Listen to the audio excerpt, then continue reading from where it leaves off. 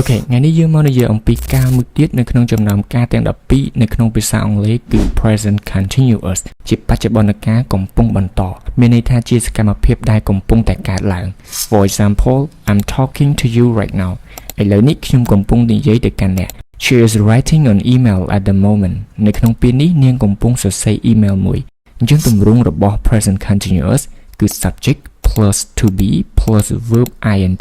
plus object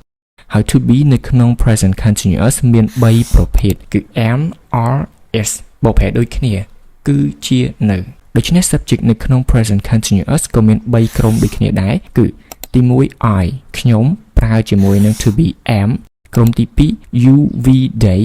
អ្នកពួកយើងពួកគេប្រើជាមួយ to be are ចំណែកឯក្រុមទី3 he she it គាត់នាងវាប្រើជាមួយ to be is ដោយឡែក verb ing គឺនៅតែរក្សាទម្រង់ដដែលទោះបីជាប្រើជាមួយ to be ឬក៏ subject ណាក៏ដោយប៉ុន្តែយើងត្រូវចាំលក្ខខណ្ឌពិសេសចំនួន4នៅពេលដែលយើងបំលែង verb ធម្មតាទៅជា verb ing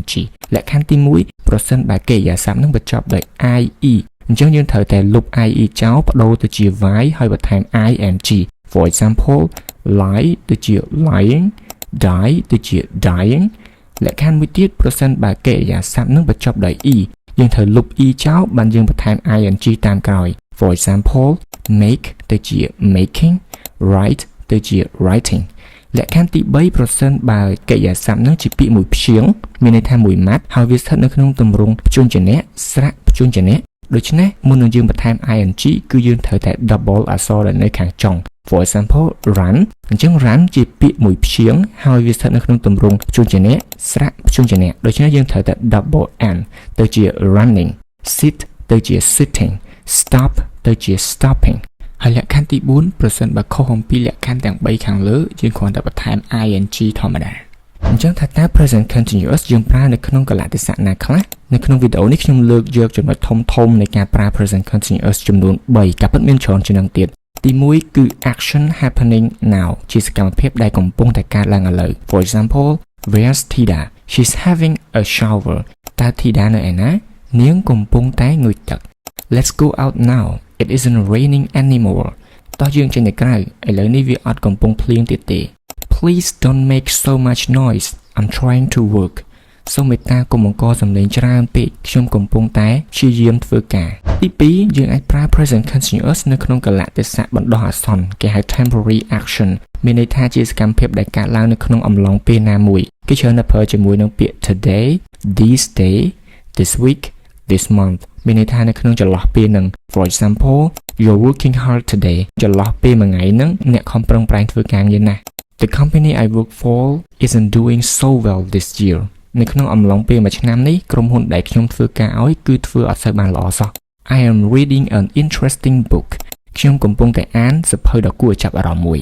សកម្មភាពមួយទៀតដែលយើងអាចប្រើ present continuous បានដែរគឺជាសកម្មភាពដែលវាវិវត្តឬក៏វាប្រែប្រួលវាផ្លាស់ប្ដូរគេហៅ changing action ពីច្រើនយើងប្រើជាមួយនឹងកិរិយាសព្ទ getting becoming changing improving starting increasing ជាដើម For example is your English getting better តើភាសាអង់គ្លេសរបស់អ្នកបានល្អប្រសើរដែរទេ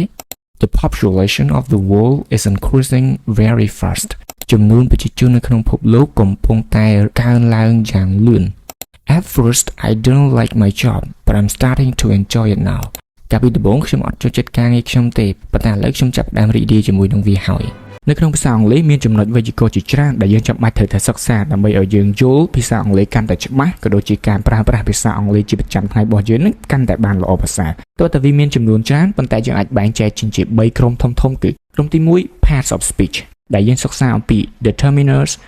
nouns pronouns verbs adjective ជាដើមក្រុមទី2 sentence form គឺជាក្រុមដែលនិយាយអំពីទម្រង់ប្រយោគដែលយើងអាចសរសេរបាននៅក្នុងភាសាអង់គ្លេសមានដូចជា indicative គឺជាក្រុមប្រយោគស្របដែលយើងហៅថាជាការទាំង12នៅក្នុងភាសាអង់គ្លេសនឹងឯងហើយក៏មាន imperative subjunctive conditional passive និង reported speech ចំណែកក្រុមទី3គឺ supplementary គឺជាក្រុមវេយ្យាករណ៍បន្ថែមក្រៅអំពីក្រុមទាំងពីរខាងលើវាមានដូចជា subject verb agreement clauses question text shifting focus inversion ជាដើម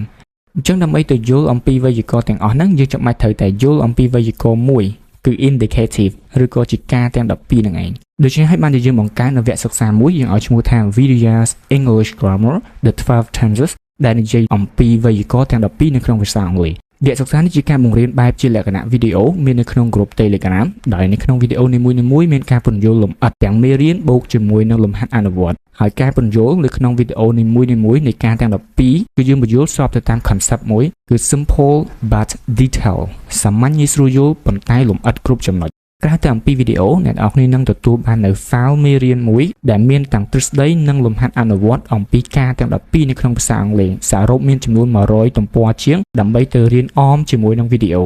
បន្ទាប់ពីគ្នាយើងរៀនចប់មេរៀននីមួយៗយើងអាចចូលទៅលេងហ្គេមនៅក្នុង Kahoot ដែលតាក់ទងជាមួយនឹងមេរៀនដែលយើងបានរៀនហើយចាត់ទុកជាការធ្វើតេស្តសមត្ថភាពក៏ដូចជាការកម្សាន្តអារម្មណ៍មួយកញ្ចប់សិក្សានេះមានតម្លៃត្រឹមតែ$15ប៉ុន្តែសម្រាប់ការចោះឈ្មោះឥឡូវនេះវាបញ្ចុះសល់$12ដែលមានសុពលភាព1ឆ្នាំពេញគឺយើងអាចសិក្សាបានគ្រប់ពេលវេលាគ្រប់ទីកន្លែង